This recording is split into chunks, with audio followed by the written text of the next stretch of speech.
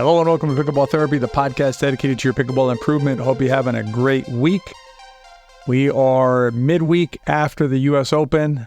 It was a really good week, long week to be sure. We've had a lot of work going on, a lot of things we had to get done for upcoming academy courses as well as the upcoming summit. But overall, fantastic week, hanging out with the Better Pickleball team. Jill, my wife, came down. We hung out for a few days. It was just a nice event. I got to play some good tournament play, which I'll share with you more in the Riff today. So just all in all, a good pickleball week as we like to have in pickleball. Today, what we're going to be focusing on is the baseline. We talked about that last week. I think this baseline concept has a lot of legs, if you will, right? It's one of these things that I think can really radically change how you engage with the game. So if you missed that episode, I highly recommend you check that one out. It'll give you the elements to look at in terms of setting your baseline. But this week, I am going to continue on the baseline idea with two additional thoughts about it, two additional perspectives or concepts that have to do with the baseline. And that arose out of a conversation that I had at the US Open with a friend of mine and a fellow senior professional pickleball player who has agreed to allow me to identify him. So he said he's happy to be transparent about it. I asked him if it was okay to... I mentioned to him I'd like to share the story. I told him there was different ways I could do it. He said it was fine to share his information. So I'm going to tell you who he is. It's part of his journey too. That'll help you also understand that all of us, no matter the level of play, really have, we struggle, right? We're human, just like, at all levels, right? We're all humans and we all have the same kind of things. So we're going to talk about the baseline. In that conversation, I realized that there's a potential trap, if you will, in terms of trying to apply the baseline. So I'm going to share that with you today. And then, as I mentioned in the Riff, I'm going to share with you some more stories from the US Open. As we dive into the podcast, I appreciate everyone who was able to rate and review the podcast more recently. As I mentioned last time, it helps us reach other players. And I wanted to read one of those if I can today, which is from Survivor number 1. Recently, a fellow pickler turned me onto this podcast, and now it has become an intentional listening activity that I do, especially before I go to do my league play games, my league play. I also re-listen when I feel like I'm hitting a plateau. This is definitely with the time to pause and listen with intentionality. Keep up the great work. Seattle Seashore Pickleball League loves you guys. So a couple of things here. Obviously, I'm glad you find it helpful to you, Survivor number 1, and I appreciate you leaving that review. But if you notice, it starts off with, recently a fellow pickler turned me onto this podcast. So how did Survivor number 1 get a hold of this podcast? By one of you letting her know about it. And so that's the power of sharing, right? The power of letting others know about the podcast that may, in fact, add something positive to their lives. So if you can, please continue sharing it. One other quick note on this: if you can, there's a way to follow the podcast on your podcast platform. Do so. There's usually a little plus sign or something like that. Again, it just tells the algorithm, hey, this is good stuff. People like it, and it'll show it to other players. So if you can do that, that'd be amazing. And as last time, if you can rate or review it currently, that'd be great as well. All right, let's continue the conversation about the baseline. I'm not going to repeat everything from last time. Again, you can go check out that episode to get the details on setting the baseline. But the basic idea, right, is that when we play, in terms of, when we play and when we evaluate ourselves, right, how do we do? We should be cognizant of this idea that there's a baseline that's appropriate for us. And what we need to do is we need to compare ourselves to that baseline, not to some arbitrary, imaginary, fantasy world, us, to the baseline, to what makes sense for us based on where we are right now, based on the amount of work we put in, et cetera. And so during the US Open, I had the pleasure of speaking with lots of great folks who I've come to become friends with and have great experiences with. And I happened, actually, I'll tell you a funny thing. Side note is I went to the pro tent. This was on Saturday. It might have been Friday. I can't remember. But I went to the pro tent, and I see a friend of mine, Matt Andara, another senior professional pickleball player, who owed me some socks. And so it's a long story, but he had promised me some pink socks, which I really like that he wears. So he gave me a pair of socks. And then while I was in there, I see another friend of mine, Mark Milner. And so I turned to Mark Milner, who's a senior pro player I mentioned earlier, who said it was okay to say his name. And so I turned to Mark, and I see him sitting there, and I'm like, man, it's good to, great to see you. And it was great to see him. I played with him, I played against him a few times, and always enjoyed his competition as well as his behavior on court as a gentleman on the court and off the court. And in talking to him, he seemed kind of down, right, about the performance, right? And he made, I don't know the exact words, but he said something that made me think, okay, Mark isn't happy with how he performed on this day or during the tournament. And so I said to him, it was on Friday, now I remember, because the podcast has just come out. So I said, listen to the podcast that just dropped. It has to do with the baseline, and it'll help you maybe reframe your thinking, right? Like if you have a baseline that's right for you, you're going to feel, okay, how did I perform relative to that baseline? And it'll be great. And so I gave him little details and whatever. And then during the conversation, Mark said to me, he says, yeah, that sounds really good. I appreciate what you're saying. But, and here's the trap, right? Then he said, I know I can play better. And here's the problem with that, right? It's fine to know that we can do better, right? In a theoretical sense, right? That everybody listening to this podcast, right? You can play as good at pickleball as you want, right? I mean, in theory, right? You just put in a lot of hours, you study the game a lot, you get a good coach, it could be us online, it could be in person, whatever. I mean, you do all these things, right? And you basically, sure, I mean, you can play much, much better pickleball. That is true. But that's a theoretical world again. So what we're doing is we're not, the idea of the baseline is it's supposed to keep us in reality. It's supposed to ground us in the reality of our situation. And I'll give you one brief example from last time, which is, let's assume that there's just a lot going on in your life, okay? It could be a family situation. It could be a work situation. It could just be financial stress, whatever it is. I mean, any number of things, right? It could be, a friend that you don't get along with anymore that you used to play pickleball with, whatever it is, right? And that thing is causing you stress. It's causing your mind to be preoccupied. Probably not going to play the same as you would if everything was hunky-dory and you felt amazing about everything in life, right? The reason? Because you're a human being, right? You're human, and that's how we're wired. That's how we're, built. And so if you set a baseline for yourself, right, based on the reality that you live in, but then in the same breath say, but I know I can do better, you're not really doing the baseline, right?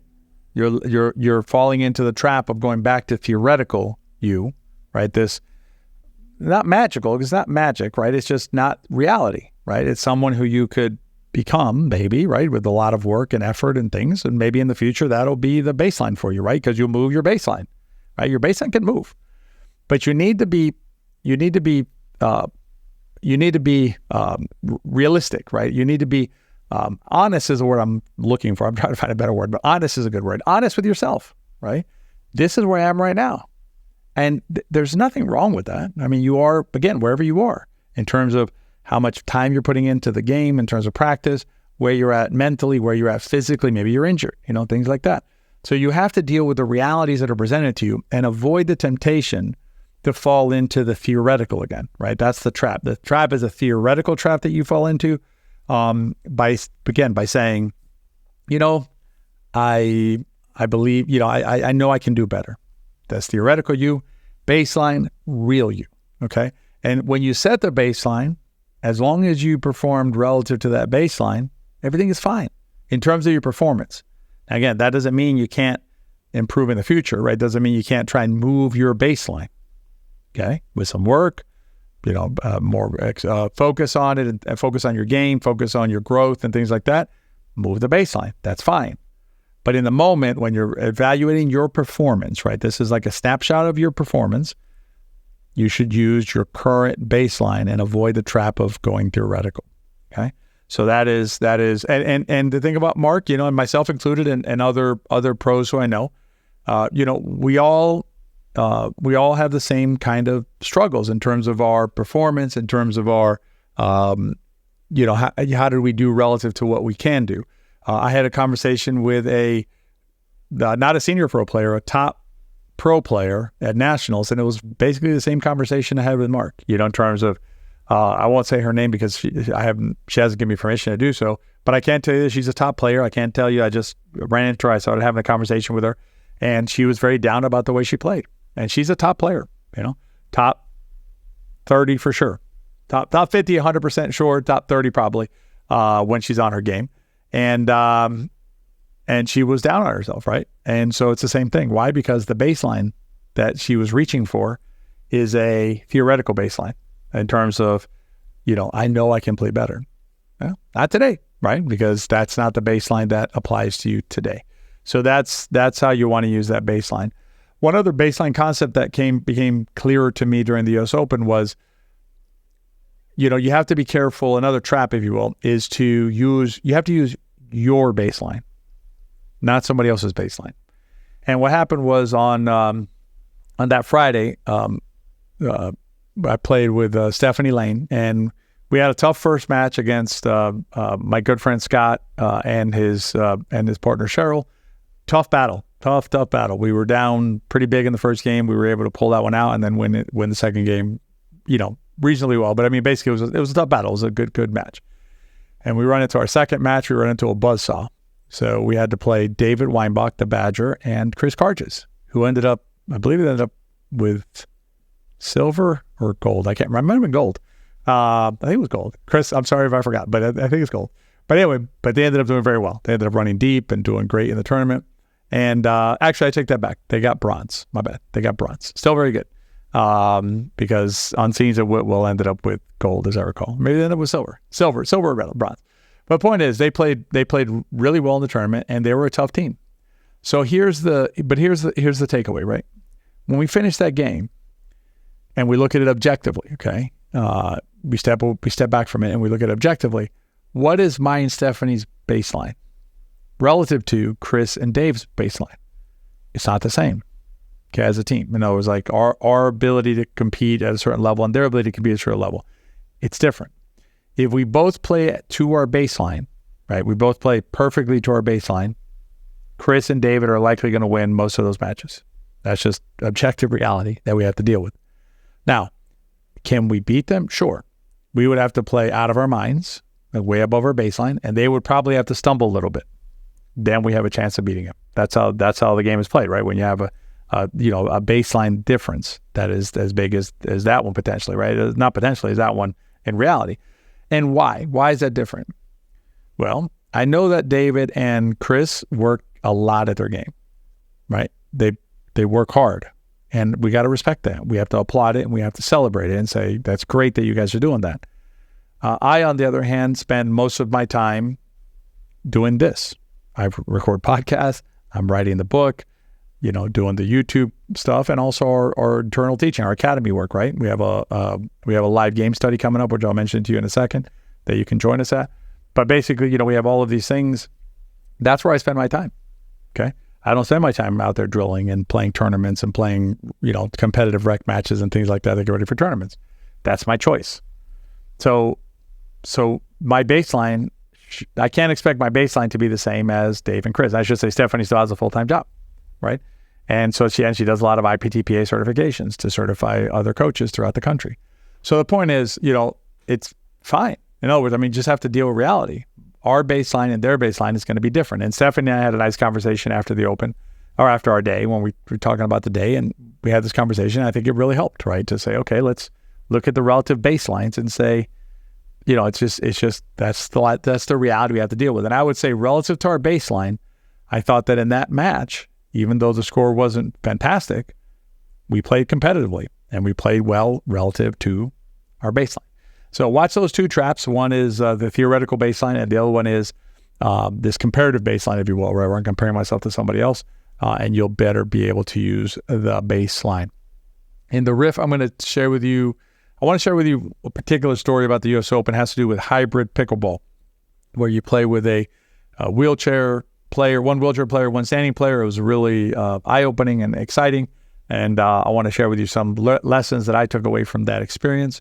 Before I do that, I wanted to let you know that we do have a live game study coming up this week. So the week after you're hearing this, it's May 1st, May 8th, and May 13th, I think are the dates. Anyway, you'll see the dates when you go to the website. I'll put a link down below and you can check those out. This is we don't do these that often just because of time commitments, but it's basically I'm coming into a room, Zoom room with you.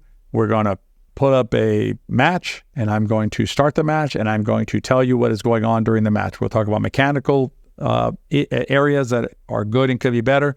We're going to talk about strategic areas the same way. We'll find some nuggets that are like, this is really awesome. We'll find some stuff that, okay, this could have been done better, and here's why. If you have questions, you get to ask me the questions. It's a lot of fun. If you like pickleball and you want to grow your game studies are an amazing way to do that. So join us for that class. You can join us for 1 session, 2 sessions, or if you want, you can join us for all 3. And then you get the most out of the process. So, all right, let's jump into, let me tell you, and let's jump at the Riff, and I'll tell you about what happened during the U.S. Open in the hybrid division.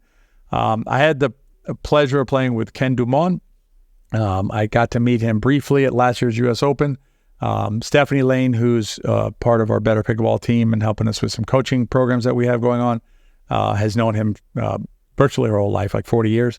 Anyway, so what happened was this year he had a partner lined up for the Open for the hybrid. His partner wasn't able to make it, so he talked to Stephanie. Stephanie suggested that he reach out to me, and I was more than happy to do it. And I'm really so happy that I agreed to do it. Just to give you context, about 4 years ago, I had been at 5 years ago, actually, in 2019, I had been at the Open early, and they had a wheelchair exhibition match. Ken wasn't there at the time because Ken's been playing for about 2 years, but there were 4 gentlemen playing, 2 from Canada, 2 from the U.S., and I was just fascinated with the sport and the strategy that went into it, and just watching those gentlemen out there competing. And so I asked Jean-Francois and Philippe, who are the 2 gentlemen from Canada, after they were playing, if they would do some videos with me for YouTube to show wheelchair pickleballers how to play pickleball. So we shot some videos. They're still on the YouTube channel and Into Pickle. And so I've had an interest in wheelchair pickleball. Sometimes we're just para pickleball, but I think the current terminology is more wheelchair pickleball. So in terms of wheelchair pickleball and its growth, because it's just a beautiful way for players out there to be able to engage with the sport. And so anyway, so I get there on Saturday. We're going to play the hybrid. We had practiced a few times, and I had gotten some ideas on the strategy. And I believe we won our first 2 matches. Then we got knocked out by the gold medalist, and then ended up losing to the 4th place team in the back draw in the semis. So we got to both semis. We got knocked out both times, and so we ended up, I think, in 5th place. But the experience that I want to share with you is, what I really enjoyed about it was a little different than other U.S. Open brackets that I played in, because all the matches were played on the same courts. So we go back to the courts 54 through 59, something like that, and we play on those courts. So we're all together for the duration, which I think is awesome. But what I loved about it was every player went out there and gave their all, right? We all went out there. I mean, we had one wheelchair player that I was playing against got hit on the nose with the ball during, off the bounce on a hard serve that popped up into her nose. That was, we were kind of, she was okay, but that was, and then we had another player later on who flipped backward on the chair because getting ball that was far away from him. So everybody's out there leaving everything on the court, literally blood, sweat, and tears on the court. We're all the standing players, the wheelchair players, we're all fighting as hard as we can to compete. But at the same time, we're not losing perspective of the game, right? We're not losing perspective of that we're out there playing pickleball. We're talking with each other. We're high-fiving. We're hugging at the end. There's all this stuff that it's like everything that's great about pickleball. Awesome competition, just battling out there, just like I said, just giving everything, right? While at the same time enjoying the camaraderie, enjoying the spirit of pickleball, that I think, sometimes, it gets lost a little bit. We've been playing, a lot of us have been playing for many years now. Cliques form, things like that. And okay, some of that's okay. That's fine to play with your friends and things like that. But at the end of the day, let's not forget the bigger picture of pickleball, and I'll issue this little challenge for you here. We've talked about it in prior episodes. When you're thinking about who to invite to play pickleball, right? Whose hand to put the paddle in. Don't overlook friends of yours, relatives, acquaintances, things like that, who may be in a wheelchair or may have a physical disability. In fact, Ken, my U.S. Open partner, got introduced to the court got introduced to the game by Stephanie, our mutual friend. She, a few years back, just put a paddle in his hand one day and said, "Let's go hit some balls." And I believe the story was he played for 3 hours and it was hooked. And ever since then, it's become a really big part of his life. It's a big part of his life. It's not trivial activity for him. And so, again, when you think about the sport and you think about, is there someone in my life who I could share this with? Broaden the scope of who you might share it with, including folks who are in wheelchairs. So, all right, that's this week's podcast. I hope you enjoyed it. Again, if you want to do a game study, it's an awesome opportunity. These are live. There's no replays. You just come in and we talk pickleball. It's an amazing experience. And I look forward to seeing some of you all at the live game study. Again, I'll put a link down below. If I don't see you there, no problems. We will see you next week at our regularly scheduled podcast of Pickleball Therapy. Rate and review it. Share it with your friends as always. If you enjoyed the podcast, they probably will too. I hope you have a great week, and I'll see you next time.